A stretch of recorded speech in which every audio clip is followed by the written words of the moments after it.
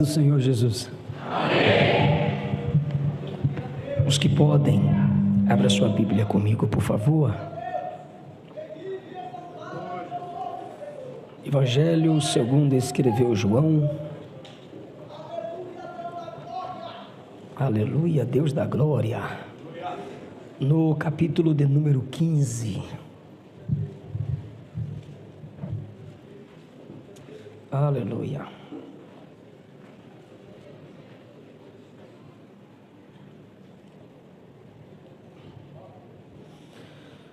A partir do versículo 1, João capítulo 15. Eu sou a videira verdadeira, meu pai é o lavrador. Toda vara em mim que não dá fruto, atira, e limpa toda aquela que dá fruto, para que dê mais fruto. Vós já estáis limpos pela palavra que vos tenho falado. Estais em mim e eu em vós. Como a vara de si mesma não pode dar fruto, se não estiver na videira, assim também vós, se não estiverdes em mim. Eu sou a videira, vós as varas. Quem está em mim e eu nele, esse dá muito fruto, porque sem mim nada podereis fazer. Podeis tomar o vosso assento. Jesus sempre se valia de imagens, figuras, porque ele era um grande observador. Se os irmãos perceberem no Novo Testamento, até o desenvolvimento do ministério de Paulo, a igreja tem uma linguagem de campo, porque ela foi primariamente feita, atraída, construída por pessoas simples, que se sustentavam através da agricultura, do plantio. Paulo já fala de soldado, Jogos Olímpicos, armas, exércitos, impérios. A linguagem de Paulo revela sua cosmovisão, sua visão de mundo. A linguagem de Jesus é uma linguagem simples. Jesus fala de flores, folhas, plantas, passarinhos, árvores, frutos. O mesmo Deus que fez o ser humano da terra, ele fez as plantas. Vocês percebem que em Gênesis 1, Deus vai aumentando os níveis de compreensão na criação. E o homem é o nível máximo de compreensão. Percebam também que a Bíblia começa e termina com árvores. A Bíblia começa falando sobre árvores disponíveis e uma árvore proibida. No capítulo 3, a árvore da vida é rejeitada e a proibida é supervalorizada. E assim, a árvore da vida se torna proibida. E no final da Bíblia, no Apocalipse, a árvore da vida proibida em Gênesis 3, pela má escolha dos nossos pais, é novamente prometida àqueles que fizeram a melhor escolha da sua vida, se entregar para Jesus. Assim, a Bíblia começa e termina com árvores. Sendo ela, a Bíblia, a história de Deus, ela começa e termina com árvores. Então a história de Deus está, como Criador, ligada a árvores, a plantas, a beleza, a vida. E como as árvores estão ligadas à história de Deus, de Gênesis a Apocalipse, a igreja, que está também ligada à história de Deus, pois a macro história da Bíblia é Deus, e a micro história da Bíblia são os homens. A leitura da Bíblia é como uma viagem. Você está fazendo uma viagem e você tem o Gênesis, origem, e o Apocalipse, destino. Mas na viagem você vê muitas e muitas coisas, e você tira foto, você faz selfie, você faz story, você grava vídeos, as vovós vai filmando para mostrar para os netinhos, e vai memorizando, vai criando memórias. Ou seja, a viagem não é importante por causa da origem e do destino apenas. A viagem se torna importante pelo processo.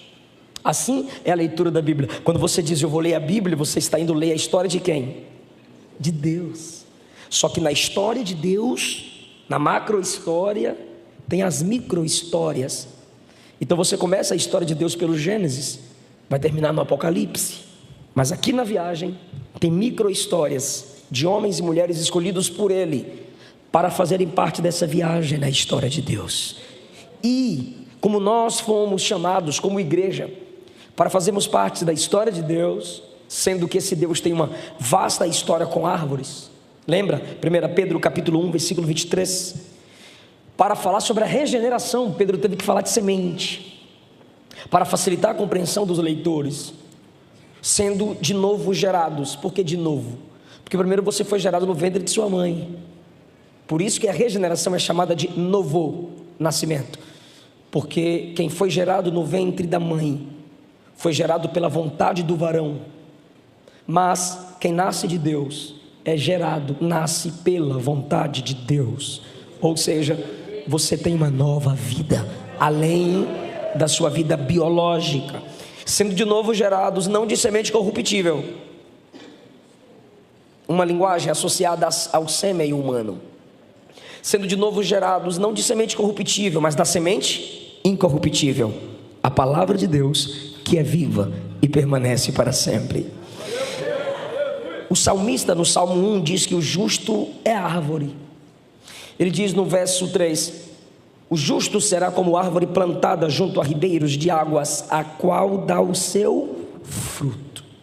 Quando? No tempo certo. As suas folhas não caem, e tudo quanto fizer prosperará. O justo é a árvore. Juízes 9:8 diz, e Isaías 5 dizem que Israel é a árvore. E 1 Coríntios 3:9, das poucas vezes que Paulo se vale da agricultura para nos ensinar, ele diz que os obreiros são colaboradores e a igreja é uma lavoura. Mas como ele tem uma cosmovisão de mundo, pois na cidade onde ele nasceu era considerada uma cidade de conhecimentos de todo o universo, a cidade de Tarsis, ele continua dizendo que a igreja não é só lavoura, a igreja é edifício de Deus. Então você tem o justo no Salmo 1, é árvore. Israel é árvore, Juízes 9, Isaías 5. A igreja é lavoura, conjunto de árvores. E o próprio Jesus se comparou com uma árvore. Ele disse no texto que lemos que ele é a videira verdadeira. Isaías 5 diz que Israel é árvore. João 15, Jesus diz que é árvore. Apocalipse 14 diz que esse mundo é uma videira, que é Deus quem vai decretar a hora da colheita. Você percebe que Israel é chamado de árvore, mas não é chamado de videira verdadeira. É chamado de videira. Juízes 9, Isaías 5. Mas não é chamada de videira verdadeira. Apocalipse diz que o mundo é videira, mas não diz que o mundo é videira verdadeira. Só um pode olhar para si mesmo e dizer: eu sou o verdadeiro. Por que quando Jesus fala de si mesmo, ele diz que ele é a videira verdadeira? Porque Israel que era, deixou de ser. O mundo que é uma videira que produz frutos pecaminosos e rebeldes contra Deus, um dia deixará de frutificar frutos que são rebeliões contra Deus. Todo esse sistema mundano, ímpio, caído, cairá, e só a videira verdadeira reinará para todo sempre. Por isso Jesus diz que ele é a videira verdadeira. E ele também diz: meu pai é o lavrador.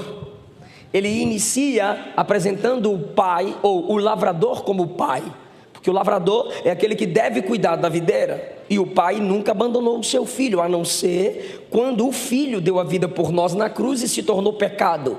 Pecado e santidade divina não combinam. Se você perceber, no Evangelho segundo escreveu João, Jesus sempre chama o Criador de Pai. Só teve uma vez que Jesus não chamou o Criador de Pai. Foi lá na cruz. Deus meu, por que me desamparaste? A não ser, ele sempre apresentou o Criador como Pai. Na realidade, foi ele quem nos apresentou o nosso Deus como Pai. Ninguém nas Escrituras Sagradas, no Antigo Testamento, ousava chamar Deus de Pai.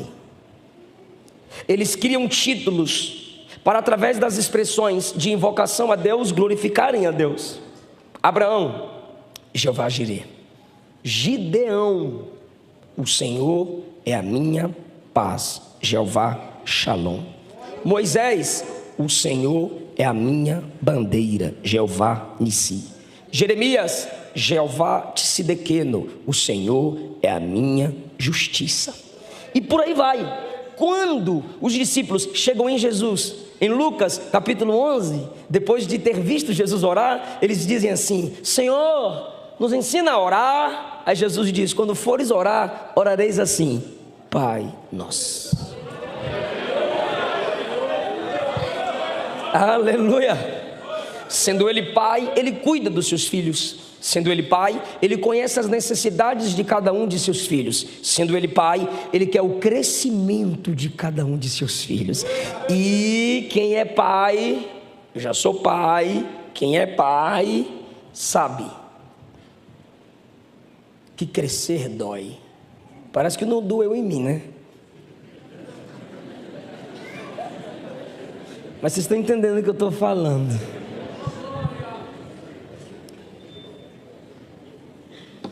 As irmãs sentem. O bebê nasce, tem alguns testes a fazer, não tem, irmãs? Os dois que mais me incomodaram no nascimento do Eliseu filho: o teste do pezinho, pensa na agonia, e o do olhinho, que dilata os olhos do bebê. Eu chorei com a Luana, mas enquanto ela desesperava assim: meu Deus, por que tudo isso? E eu tive que respondê-la: crescer dói. Não sei se vocês viram os stories que a Luana postou. Ele ficou 4 dias internado esses dias, e enquanto estávamos indo para o hospital, ele me perguntava: por que, papai, eu estou doente? Por que existe doença? Por que tem que ir para médico? Por que tem que levar agulhada? Falei: porque você está fora da barriga da mamãe. Aqui fora a vida machuca, mas você tem um pai.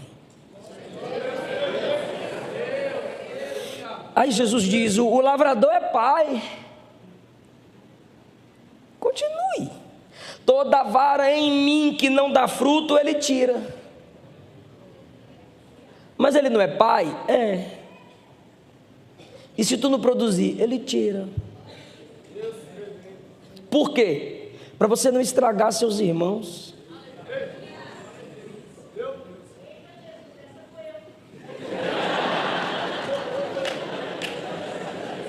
Eliseu filho tem 4, Esther Caroline tem 2. E pelo amor de Deus, deixa eu falar uma coisa, se é que eu posso, porque tem pais mais experientes do que eu aqui. Escola não educa, escola ensina. Português, matemática. Quem educa somos nós. Então às vezes o Eliseu filho está brincando com uma coisa, e sim, nós temos que mostrar a diferença, o que é brinquedo de homem, o que é brinquedo de mulher.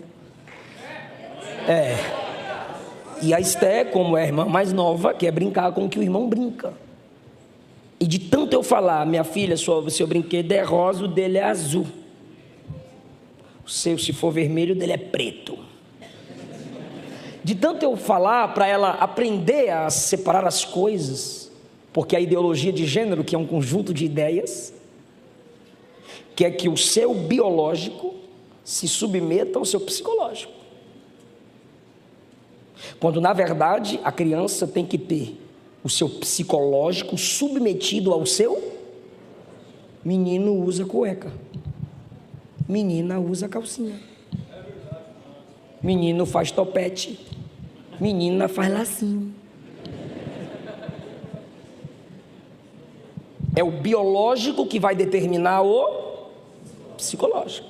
biológico, biologia, ciência. Então, de tanto eu falar, eu cheguei no quarto dele anteontem, ele pegou um cobertor, enrolou assim, torcido, colocou no meio do quarto, porque chegaram 3 meninas lá em casa. Aí ele, esse lado é das meninas, esse lado é do homem, né, papai? Aí me responsabiliza. Ele entende que existem coisas que é necessário haver uma separação. Então haverá momentos que Deus vai te tirar de certas oportunidades, de certas alianças, de certos relacionamentos. Por quê? Tu não produz nada, só suga. A menina é linda, mas você não trabalha, você é preguiçoso. Ela até te amava. E vice-versa. O cara é top, mas tu é feminista. Tu quer mandar, só tu fala, só tu manda, só suas dores importam. Existem certos relacionamentos na igreja mesmo, que o pai vai tirando. Eu pregava todo dia e não estou pregando mais.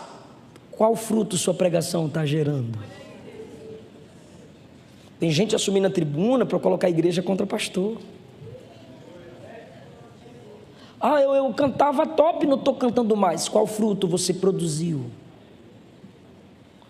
E perceba que é para crente. Eu vou ler de novo, que tem gente que se finge. Toda vara em mim que não dá fruto. É crente. Mas não dá fruto. É o crente de banco. Pastor, não vem com cargo para mim não, porque eu sou crente de banco. Vá para a praça pública. Pensa no tanto de banco que tem lá para tu. O pai tira. Toda vara em mim que não dá fruto.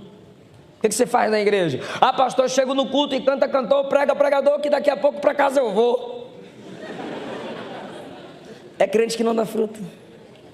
Crente que não dá fruto, ele sempre chega depois que as coisas estão feitas, nunca chega antes para fazer nada. Chega depois e ainda reclama. Crente que não dá fruto. Crente que não dá fruto, não faz diferença nenhuma na igreja. Eu fiquei 15 dias sem ir na igreja, e aí ninguém ligou para eu, ninguém veio na casa de eu. Cadê o amor? É que você não faz falta.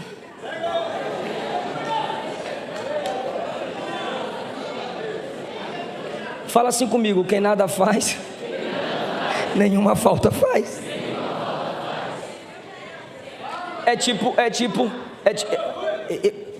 Pastor, perdoe-me o nome, Pastor Paulo, eu já tive discussões com a minha esposa. Em que sentido? Eu indo pregar e ela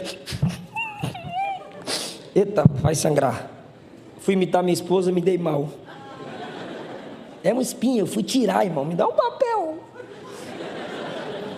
E ela, o povo vai olhar o meu sangramento agora, meu Deus do céu, não vigiei. Aí ela chorava. E eu ficava: pra que você não tá vendo? Eu, nordestino, não é baiano. Você não tá vendo que eu tô indo pregar? Vai ficar aqui? Você não tá vendo que eu tô indo fazer a obra de Deus? Por que esse tanto de choro?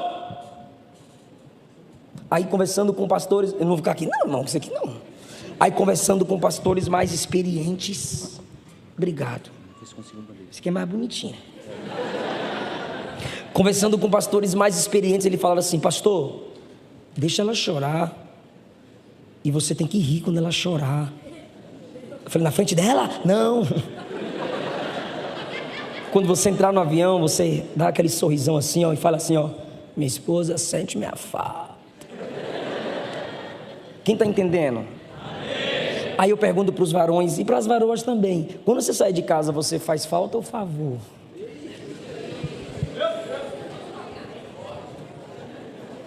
Então é mais ou menos. Para de filmar eu limpando o sangue, mano. E a Luana falou: põe band-aid. Falei: não, fica feio. Então a gente precisa entender que quem não produz É sério, gente. E não adianta você vir para cá assim, eu tenho que ter valor pelo que eu sou. Né? Não. Tu não presta. Todo mundo aqui não é ninguém aqui é autossuficiente. O meu irmão, acha um band-aid para mim, gente. O meu irmão estava virando desigrejado. Foi buscar, né? Obrigado. Sabe o que ele... Olha, até eu achar um negócio limpo agora. Sabe o que ele fez? Ele era baterista.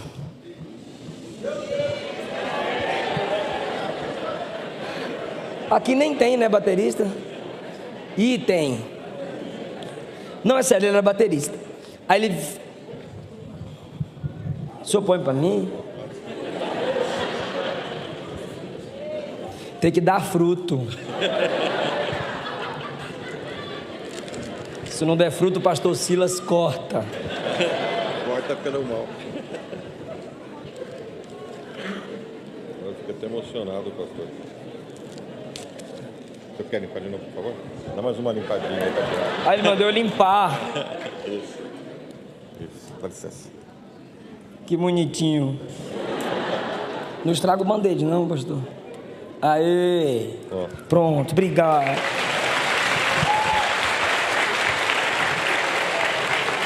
A Luana vai assistir isso aqui. Que feio, amor. Esqueci o que eu estava falando. Meu irmão. Aí na ceia do Senhor, eu mandei uma foto da bateria para ele. Aí ele responde.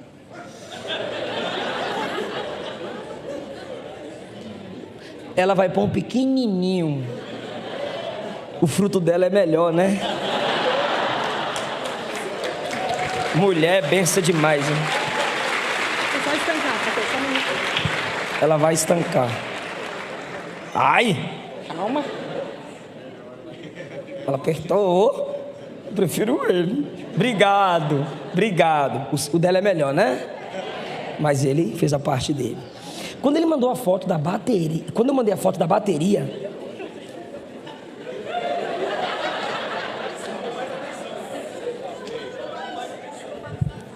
esse destacou mais o quê? Ô gente, esquece isso aqui, bora falar de Bia. Vai, agora ela vai saber mesmo. Quando eu mandei a foto da bateria, ele disse assim pra mim: eu tenho até que horas? Eu tenho até que horas? Eu não sei quando eu comecei, como é que eu sei que eu tenho uma hora?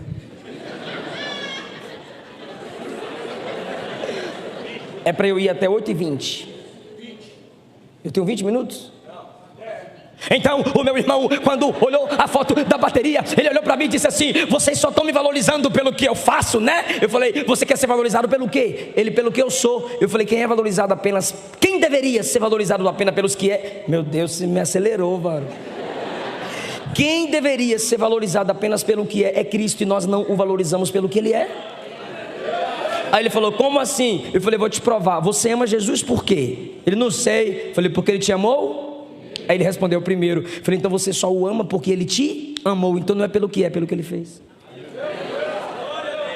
Davi disse assim: o meu desejo de adorar vem de Deus. Você só adora porque Deus coloca em você o quê? Desejo. Porque se ele fechasse o coração como ele fez com o faraó, nem adorar tu consegue. Então a gente adora pelo que ele faz. Ele vai fazendo, até a gente adorar pelo que ele é. É um processo para toda a vida. Então para com esse negócio de ficar falando: tem que ser pelo que eu sou. É pelo que você faz, meu irmão. E não vem para cá dizer infelizmente não. Sabe por quê? Porque nós fomos chamados para produzir. Você foi chamado para fazer. Toda vara em mim que não dá fruto, o Pai tira. Mas toda aquela que dá fruto, o Pai limpa. E tu sabe o que é limpar? Faz parte da poda. Quando tira raminhos mortos da vara que dá fruto. E como é que Jesus tira de mim uns raminhos mortos? Sabe aquela mentira? Tu mentia que só lá no mundão. Aí tu vê para Jesus e continua mentindo. Ramo morto, mas está aí. É só para juntar bicho e fungo. Aquela prática sexual imoral, antes de conhecer Jesus, você já praticava. Aí conhece, irmão, não se assuste não, mas se assustar, pesquise depois. Até seus pecados têm que mudar quando você conhece Jesus. Se você conhece Jesus e vive com as mesmas fraquezas, os mesmos pecados, você não precisa de perdão, você precisa de libertação. Ou será que aqui ninguém peca? Todos nós falhamos. A Bíblia diz: aquele que diz não ter pecado é mentiroso. Só que até os seus tropeços devem ser outros. Você tem que ir renunciando. E como que o Pai faz isso? Limpa toda aquela que dá fruto. Quanto mais fruto você der, o Pai vai te limpar. Isso quer dizer que quanto mais resultado você der na obra de Deus, mais necessidade tem de ser limpo. Então o fato de eu ser pregador não quer dizer que eu sou um super-herói gospel. Isso me responsabiliza a buscar no Pai ainda mais limpeza, porque eu tenho o privilégio de, enquanto vocês sentados, eu estou em pé. Eu tenho o privilégio de vocês sentarem e falarem assim: fala a palavra de Deus para mim. Quanto mais fruto você der, mais o Pai vai te limpar, e a limpeza dói. O instrumento de limpeza que o lavrador usa faz sair uma seiva, que representa a lágrima do crente que produz. Mas olha que coisa linda, vocês já estão limpos pela palavra que vos tenho falado. Então como é que Ele nos limpa? Pela palavra. Por isso que tu tem que escutar pregação. Tem jovem que é só música, é assembleano ou worship. E palavra, leitura, teologia, é a palavra que limpa. Foi Jesus que disse. Lembra do que o salmista disse? Põe um pouquinho de retorno para mim, por favor. Lembra do que o salmista disse? Salmo 119, ele disse assim: um dos meios, o meio do jovem purificar o seu caminho é observando a palavra de Deus. Ah, irmão, e eu gosto quando Jesus diz assim, ó, minha palavra limpa. Eu acho que é por isso que às vezes nós, como pregadores, evitamos pregar as palavras de Jesus. Aqui, ó, eu estou com um sermão aqui que eu ia pregar. Falei, é mais fácil eu pregar esse sermão aqui. Por quê? Porque as palavras de Jesus, gente, são pesadas, são carregadas. É difícil pregar as pregações de Jesus, porque elas podam. Elas tiram os ramos podres da gente. Você quer vingança? Por exemplo, a gente quer se vingar ou fazer alguma coisa só para ela ver, para ele ver que não se brinca com o cara das pessoas. Aí você abre lá a pregação de Jesus em Mateus 5, ele diz: bem-aventurados os mansos, porque herdarão a terra. Bem-aventurados os misericordiosos, porque alcançarão misericórdia. Bem-aventurados os pacificadores, porque eles serão chamados filhos de Deus. A gente chega na cantina, a irmã não quer vender fiado. A gente quer dar opinião para a cor da camisa e a líder não aceita porque a maioria pediu outra cor. A gente quer um tema e a maioria escolhe outro tema. E aí a gente vai se abatendo, vai se entristecendo. E no mundo, tem crente morrendo a cada 5 minutos de perseguição. Não é morte natural, por perseguição, por não negar o nome de Jesus. Aí a gente quer desviar porque não venderam fiado na cantina. A gente quer desviar porque não cantaram a música do nosso gosto. A gente quer mudar de igreja porque a irmã não deu para o Senhor, o pastor não citou o nosso nome. E aí a gente vai se abatendo, vai se entristecendo com essas coisas. Quando você abre a pregação de Jesus, ele fala no versículo 11: bem-aventurados sois quando vos injuriarem e mentindo, perseguirem vocês e disserem todo mal contra vocês por minha causa. Você está sendo injuriado? Não. Você está sendo perseguido? Não. Você olha para esse texto e se compara com aqueles que realmente sofrem pelo amor do Evangelho. Isso aqui me humilha. Isso aqui te humilha, isso aqui nos lança para baixo. Eu fiz o seguinte, eu resumi as pregações de Jesus na minha vida em 2 pontos. Quando eu estou consolado, a pregação dele me atribula. Quando eu estou pensando que eu estou crente, que eu estou top, aí eu vou ler as pregações de Jesus e eu falo, rapaz, eu pensei que eu estava bom. E quando eu estou atribulado, as pregações de Jesus me consolam. Alguém concorda com isso? Alguém já se sentiu assim? Vocês estão limpos pela palavra que vos tenho falado. Então eu vou repetir para essa geração que me escuta, para quem assiste, para a igreja aqui reunida. Você quer ser santificado? Quero, pastor. Leia as pregações de Jesus. Você quer ser humilhado, quebrado? Leia as pregações de Jesus. As pregações de Jesus, que são reverberadas pelos apóstolos, elas nos quebram e nos refazem, nos coloca para baixo em nossa natureza e nos ergue na dependência de Deus. Vós já estáis limpos pela palavra que vos tenho falado. Versículo 4: estai em mim e eu em vós. Sabe o que é isso? Tenham comunhão comigo e eu terei comunhão com vocês. Lembra dos que estou à porta e bato? Se alguém ouvir a minha voz e abrir a porta, eu entro, ceiarei com ele e ele comigo. Ou seja, é reciprocidade de comunhão. Você ora, eu te respondo. Você me busca, eu me apresento. Você chora, eu te consolo. Você jejua, eu mato a sua carne e te encho com o meu espírito. Eu em vós e vós em mim. Olha como ele aplica: como a vara de si mesma não pode dar fruto se não estiver na videira, assim também vocês não podem dar fruto se não estiverdes em mim. Eu sou a videira, vocês as varas. Quem está em mim e eu nele, esse dá muito fruto, porque sem mim.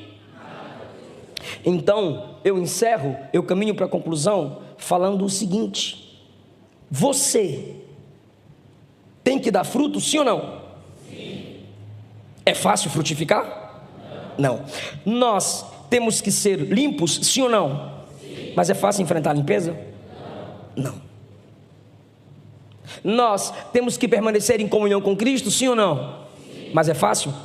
Não. E aí, pastor? E aí o quê? E aí é que o texto é claro: faça isso, faça aquilo. Aí o crente legalista, que pensa que é pelas regrinhas que ele consegue vencer na vida, o crente moralista, que olha para a sua história e diz: olha como que eu sou, olha meu terno, olha meu testemunho, olha de onde eu vim. O moralista, ele olha para si mesmo. Um exemplo, ele olha para si mesmo e diz assim: hoje eu não menti. Aí ele pega alguém mentindo, fala: eu sou santo. Por causa de um pecado que ele não cometeu naquele dia e o outro cometeu diante dele. O moralista confia nas suas obras. Aí Jesus vem no texto e diz assim: não moralista, não legalista, não é para você confiar nas suas obras nem nas obras da lei. Sem mim nada podereis fazer. Você não tem comunhão, você não é limpo, você não dá fruto dependendo de si mesma, de si mesmo. Você só vai dar realmente fruto se você depender de Jesus. Assim como a vara fora da videira não pode dar fruto, vocês sem mim não podem fazer nada. Por isso Paulo disse em Filipenses 4,13: eu posso todas as coisas, eu suporto tudo naquele que me fortalece. Então ele me ordena frutificar, mas me ensina que eu sou dependente da graça. Só que aí tem outro tipo de gente. Enquanto tem um moralista que pensa que ele consegue com as suas próprias forças, tem outro tipo de irmão que diz assim: eu não tenho jeito para mim não. O pastor já começou falando aí que eu posso ser tirado, eu vou ser cortado, e eu sou essas coisas aí mesmo. Ninguém sente minha falta não. Então não adianta eu ficar crente não. As palavras de Jesus, tenham paciência para ler as palavras de Jesus, não? É muito profundo, é textos longos das pregações de Jesus. Não consigo, não. Pois é, aí Jesus está dizendo: você não consegue sozinho. Você não consegue sozinho. O pai só corrige o filho que ama. Se enquanto eu estiver pregando você disse: eu dou fruto, minha família sente minha falta, na minha igreja eu faço as coisas com amor. Não é por você, é pela graça. Aí o segundo grupo que pensa que não adianta tentar, que não vai dar certo, Jesus está dizendo: é para tentar sim, é para se esforçar sim. Por quê? Porque eu sou a videira, de mim sai a seiva para te capacitar. Comigo você pode, na minha presença você consegue. Nada além da graça. Nada. Se não for a graça, ninguém dá fruto. Se não for a graça, ninguém trabalha. Último ponto que eu quero compartilhar com vocês é quando Jesus diz, versículo de número 7: se estiverdes em mim, minhas palavras estiverdes em vós, pedireis o que quiserdes e vos será feito. Olha o valor de estar em comunhão com Jesus. Primeiro é no versículo 2, quem está nele dá fruto. Terceiro, versículo 2 e 3, quem está nele é limpo por ele. Quarto, versículo 7, quem está nele tem as palavras dele. Se tiver em mim e minha palavra em vocês, pode pedir que eu vou responder. Orações respondidas, claro, conforme a vontade dele. Versículo 9, permaneçam no meu amor. Versículo 10, permaneçam no meu amor do mesmo modo que eu permaneço no amor do meu Pai. Versículo 11, eu tenho dito isso para que a minha alegria permaneça em vós. A palavra mais repetida nesse texto aqui é permanência. Se você está dando fruto, Jesus está dizendo é para continuar. E se você ainda não deu fruto nenhum, Jesus está dizendo não é para desviar, não é para desistir, é para continuar tentando, porque Ele vai te capacitar. Quem pode dar glória a Deus? Permanência. Aleluia. Aleluia. Fique em pé comigo.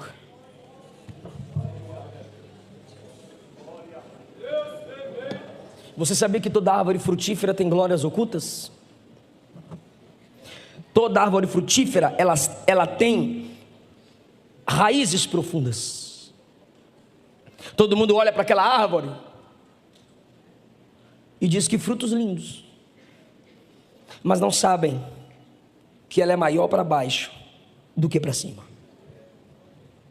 Quantos te veem adorando de pé na presença de Deus, mas não sabe como no secreto tu tens se aprofundado em Deus. Você sabia que ninguém fala obrigado para a árvore? Quem aqui já pegou o fruto de uma árvore e disse valeu? Quem aqui pegou um fruto e disse obrigado, dona árvore, como Deus te usou, como você é uma bênção? Ninguém agradece a árvore. E ela continua dando fruto. E se você pudesse dialogar com ela, você diria: ninguém te agradece, ninguém te aplaude, ninguém te honra, e você continua dando fruto. Ela diria: é minha natureza frutificar. Eu fui chamada para isso. Ah, se eu fosse você eu não perdoaria, se eu fosse você eu não faria, se eu fosse você eu não abençoaria, se eu fosse você eu não ajudaria. É mais forte do que eu, é a minha natureza.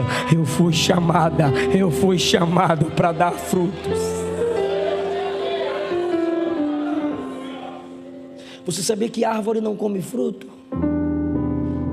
Ela gera para os outros. Eu vou repetir: a árvore não se alimenta do próprio fruto, a árvore gera fruto para os outros. É assim no reino de Deus. Deus não te dá dons para você mesma. Deus não te dá dons para você mesmo. Para que você quer o batismo com o Espírito Santo? Você sabe o que nos diferencia dos outros pentecostais? A visão do pentecostalismo clássico sobre o dom de línguas, a evidência do batismo com o Espírito é sinal. Eu fui batizado com o Espírito, eu fui cheio do Espírito com um sinal. Qual o sinal? Eu falei em línguas. Sabe por que você fala em línguas quando Ele te batizou? Um sinal. Que sinal, pastor? Para você se esforçar para que o Evangelho seja levado às outras nações. 1 Coríntios 12 são línguas de adoração, mas Atos 2, Atos 8, Atos 10, Atos 19 são línguas missionais. Era Deus dando sinais para que a igreja avançasse na pregação do Evangelho. Ele está te dando um sinal visível, fenomenológico, te dizendo: eu te dei uma capacitação sobrenatural para você não ser mais tímido, para você encarar esse mundo e dizer que Jesus salva, cura, batiza com o Espírito Santo e breve voltará. Não, você não foi batizada para ficar aqui dentro só lá. Não, Ele te deu um sinal: vai pregar, vai evangelizar, vai ganhar alma. É um sinal. Você lembra quando o diabo olhou para Jesus e disse: transforma a pedra em pão? Jesus disse: não. Primeiro, porque o diabo não manda em Jesus. Segundo, Jesus não tinha dom para si. Transforma a pedra em pão para matar a sua fome. O que Jesus disse? Mas quando a multidão sentiu fome, o que ele fez com o pão? Ele não tinha dom para ele mesmo. Paulo está preso. Paulo está preso. A cabeça vai rolar, porque ele era cidadão romano, e quem tinha cidadania romana não podia ser crucificado. Pedro não tinha, tadinho. Paulo tinha, mas a cabeça ia rolar. E a igreja livre dando problema, pastor Paulo. O pastor Paulo pega a carta na prisão e escreve para os livres: se comportem conforme o vosso chamado. Efésios 4. O Paulo preso olha para a igreja livre, Filipenses 4, e diz assim: não fiquem ansiosos com nada. O cabra preso num ambiente fétido, frio, sem ninguém, sabe que a cabeça vai rolar, olha para os livres e diz: para que ansiedade? É só suplicar, orar e dar graças. Ele na prisão: o meu Deus, segundo sua riqueza, suprirá todas as vossas necessidades. Isso é ser árvore, ferida, curando. Sozinho, falando para o outro: Jesus é contigo. Precisando de um abraço, abraçando. Precisando de ajuda, ajudando. O que é isso? Frutifica. Último ponto, essa eu quero que vocês falem comigo. Fala assim: nada de uma árvore frutífera se perde.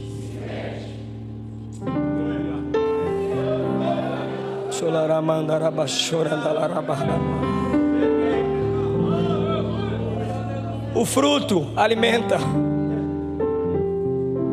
o tronco faz construções, os galhos e as folhas, pergunta para a vovó, chá.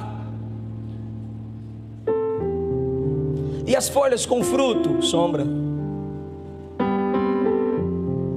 Nada na árvore se perde. Assim é a igreja. Nada do que acontece nela pode ser desperdiçado. Aqui tem louvor, canta com a gente. Aqui tem palavra, recebe com a gente. Aqui tem liderança, você aprenda a ser liderado. Aqui tem escola dominical, vem para EBD. Aqui tem ensaio, bora ensaiar. O que tiver na igreja, você não pode deixar desperdiçar, irmão. Somos lavoura de Deus. Cada um de vocês como árvores de Deus. Seu olhar não pode ser desperdiçado. Sua mente não pode se prender em coisas de desperdício. Suas amizades não podem ser um desperdício. Seu tempo não pode ser um desperdício, porque você é árvore. Senhor, obrigado pela sua igreja. Obrigado pelos jovens, adolescentes, crianças, homens e mulheres que compõem essa igreja. Dá-nos um coração frutífero. Dá-nos um coração frutífero. Se tu olhares, Senhor, para dentro de mim, nada encontrarás de bom. Mas eu tenho um desejo. Um desejo eu tenho de ser transformado.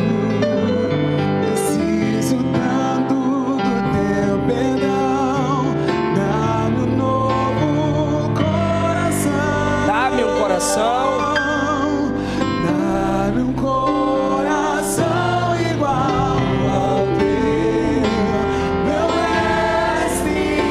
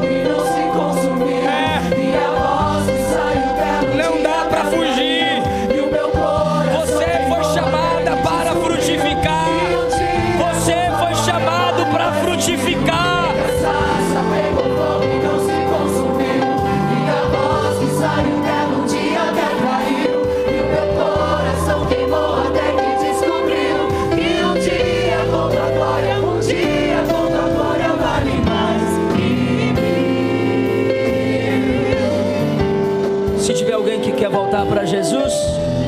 Eu quero orar por você agora. O mesmo Pai que tira é o Pai que enxerta.